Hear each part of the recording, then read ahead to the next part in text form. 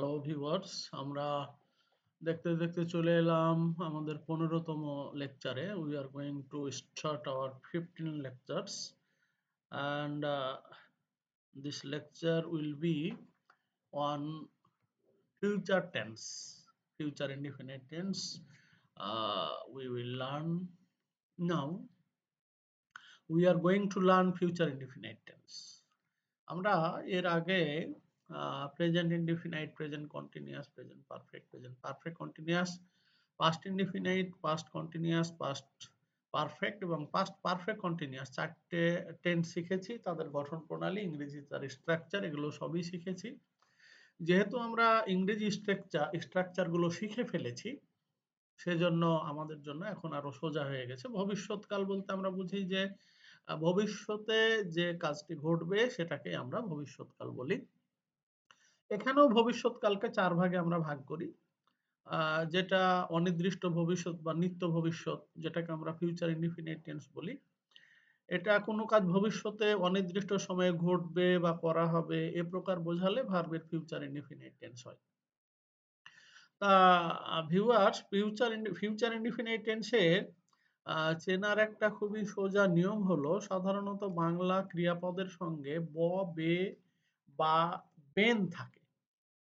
করিবে, করিব, হবে, হবে না, হবে নাই, এইরকম আরকি। অর্থাৎ ফিউচারের ক্ষেত্রে আমরা ব, বে, বেন এরকম শব্দগুলো উল্লেখ থাকে সাধারণত ভার্বের সাথে। তাহলে আমরা খুব সহজে চিনে ফেললাম যে ভার্বের সঙ্গে ব, বে, বেন যদি থাকে বাংলায়, তাহলে ইংরেজিতে ফিউচার ইনডিফিনিট টেন্স ধরে নিব। এবং সেক্ষেত্রে আপনারা দেখতে পাচ্ছেন স্ক্রিনে যে সাহায্যকারী ভার্ব হিসাবে শ্যাল বা উইল বসবে। যেমন আমরা অন্যান্য ক্ষেত্রে বিভিন্ন প্রকারের সাহায্যকারী ভার্ব বসিয়েছিলাম। প্রেজেন্ট ইনডিফিনিটে ডু, ডাজ, পাস্ট ইনডিফিনিটে ডিড।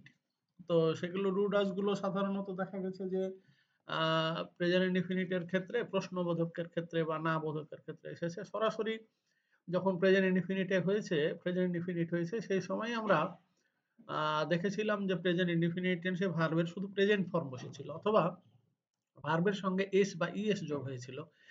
এখন কিন্তু সেটা নয়। এক্ষেত্রে ফিউচার ইনডিফিনিটে সব ক্ষেত্রেই শ্যাল বা উইল বসবে। ফিউচার ইনডিফিনিটের ক্ষেত্রে আমরা বিষয়টা আরো সহজ করে নিচ্ছি যে ফার্স্ট পারসনের ক্ষেত্রে আমরা সাধারণত শ্যাল বসাই, অন্য সব ক্ষেত্রে উইল বসাই। ফার্স্ট পারসনের ক্ষেত্রে শ্যাল এবং অন্য সব ক্ষেত্রে আমরা উইল বসাই। আবারও বলছি, ফার্স্ট পারসনে শ্যাল এবং সব ক্ষেত্রে, অন্যান্য সব ক্ষেত্রে উইল বসাই। যেমন আই এর ক্ষেত্রে আমরা সাধারণত শ্যাল বসিয়ে থাকি, উই এর ক্ষেত্রেও আমরা সাধারণত শ্যাল বসিয়ে থাকি। বাকি অন্যান্য সব ক্ষেত্রে আমরা উইল বসাই। আমরা এক্ষেত্রে দেখতে পাচ্ছি যে আমরা স্ক্রিনে, এই জন্য আবারও আপনারা লক্ষ্য করুন, স্ক্রিনে লিখেছি যে সাহায্যকারী হলে শ্যাল বা উইল বসে, সাবজেক্টিভ ফার্স্ট পারসন হলে শ্যাল, অন্য সব ক্ষেত্রে উইল বসে। তবে ব্যতিক্রম কিছু আছে, যেমন ইচ্ছা, আদেশ, প্রতিশ্রুতি, ভীতি প্রদর্শন, সংকল্প ও জোর। অর্থাৎ ইচ্ছা যদি বোঝায়, আদেশ বোঝায়, প্রতিশ্রুতি দেওয়া বোঝায়, ভীতি প্রদর্শন, সংকল্প অথবা জোর ইত্যাদি প্রকাশ করলে, বেসিস প্রকাশ করলে আমরা ফার্স্ট পারসনে উইল এবং সেকেন্ড ও থার্ড পারসনে শ্যাল ব্যবহার করে থাকি। ইংরেজেরাও এরকম করে, যেমন সে কাজটি করবেই, he shall do the work, এইরকম। অর্থাৎ মাস্ট অর্থে ব্যবহার করা হয়, যদিও he will do the work হওয়া উচিত ছিল। আমরা সরাসরি চলে যাচ্ছি দর্শক আলোচনায়। আমরা অ্যাফার্মেটিভ সেন্টেন্স দেখছেন স্ক্রিনে।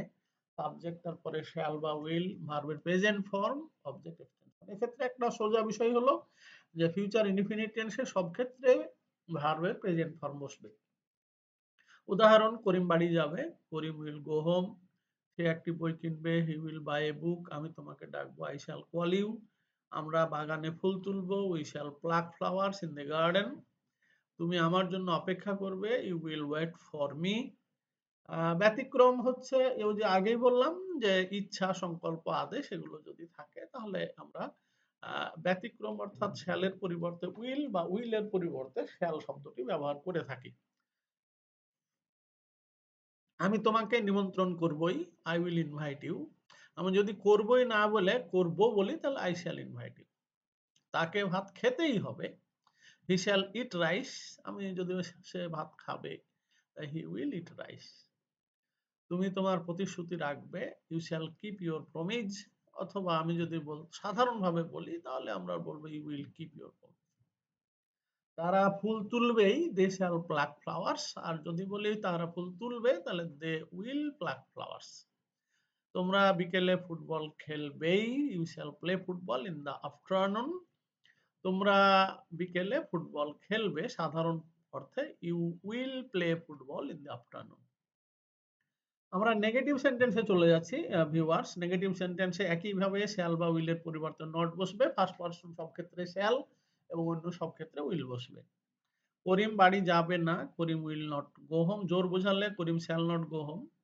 সে বই কিনবে না, he will not buy books. আমি তোমাকে ডাকবো না, I shall not call you. আমরা বাগানে ফুল তুলবো না, we shall not pluck flowers in the garden. তুমি আগামীকাল করিমকে ইংরেজি শেখাবে না, you will not teach Karim English tomorrow.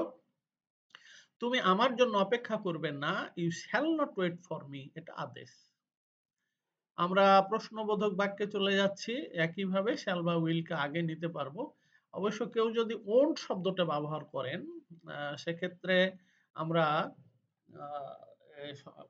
Sorry will শব্দটা বা শ্যাল শব্দটা আমরা প্রথমে বসিয়ে নিতে পারি। যেমন এখানে আমি একটা উল্লেখ দিয়েছি, এই প্রকার বাক্যে ফার্স্ট পারসনে শ্যাল এবং সেকেন্ড পারসনে শ্যাল এবং থার্ড পারসনে উইল বসে। ফার্স্ট পারসনেও শ্যাল, সেকেন্ড পারসনেও শ্যাল এবং থার্ড পারসন। তবে যাকে প্রশ্ন বা জিজ্ঞেস করা হচ্ছে তার অভিপ্রায় যদি জানার জন্য হয়, যেমন তখন ফার্স্ট পারসনে শ্যাল এবং সেকেন্ড ও থার্ড পারসনে উইল বসে। ফার্স্ট পারসনে কখনো উইল বসে না। অর্থাৎ উইল আই ইট রাইস এরকম করা যাবে না। তুমি কি ভাত খাবে, শ্যাল ইউ ইট রাইস, এইরকম আর কি। আবার তুমি আমাদের বাড়ি যাবে কি, will you come to my house. আমি কি তোমাকে ডাকবো, shall I call you. Will I call you কখনোই করা যাবে না, জোর বোঝালেও না। সে কি অঙ্কটি করবে, উইল হি ডু দি সাম। আমরা কি বাগানে ফুল তুলবো, shall we pluck flowers in the garden. আমরা ভিউয়ার্স চলে যাচ্ছি নেগেটিভ ইন্টারোগেটিভ সেন্টেন্সে। সেক্ষেত্রে আমরা সব বিষয়গুলো এড়িয়ে গিয়ে ওন্ট শব্দটা যদি ব্যবহার করি সেটাই আমাদের জন্য ভালো। অবশ্যই এভাবেও করা যাবে যেভাবে আমি উদাহরণে দিয়েছি। তুমি কি ভাত খাবে না, will you not eat rice. অবশ্য ভালো হয় would you not, won't you eat rice. সেক্ষেত্রে ঝামেলা মুক্ত একেবারেই। আমি কি তোমাকে ডাকবো না, shall I not call you. এক্ষেত্রে আমি যদি will I not call you এটা কখনোই করা যাবে না। আমরা স্যান্ট আই কল ইউ এরকম শব্দ সাধারণত কম বলি। এক্ষেত্রে আমরা shall I not call you ভালো আর কি। রহিম কি বাজারে যাবে না, won't Rahim go to market. Ratna কি গরিব লোকটিকে সাহায্য করবে না, won't Ratna help the poor. তারা কি বাসটি কিনবে না, ওয়ন্ট দে বাই দি বাস। এরূপ ক্ষেত্রে আমরা ওন্ট শব্দটাই বেশি ব্যবহার করব। তাহলে ভিউয়ার্স আমরা একটা বিষয় অবশ্যই শিখে নিলাম যে ফিউচার ইনডিফিনিট টেন্সে শ্যাল বা উইল হবে। ফার্স্ট পারসনে অর্থাৎ আই এবং উই এর ক্ষেত্রে শ্যাল, অন্য সব ক্ষেত্রে উইল বসবে।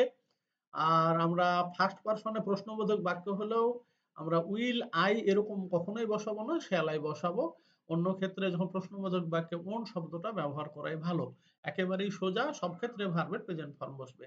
সাবজেক্টের পরে ভার্ব, অবজেক্ট এবং এক্সটেনশন বসবে। প্রশ্নবোধক বাক্যে শ্যাল বা উইল বাক্যের প্রথমে বসানো যাবে এবং নাবোধক বাক্যে শ্যাল নট, উইল নট সাবজেক্টের পরে বসবে। প্রশ্ন নাবোধক বাক্যে সব ক্ষেত্রে কোন শব্দটি ব্যবহার করাই ভালো। দর্শক আজকে আমরা এখানেই শেষ করছি আমাদের 15তম লেকচার। আপনারা ভালো থাকুন এবং আমার চ্যানেলকে সাবস্ক্রাইব করুন। ধন্যবাদ সকলকে। ভালো থাকুন।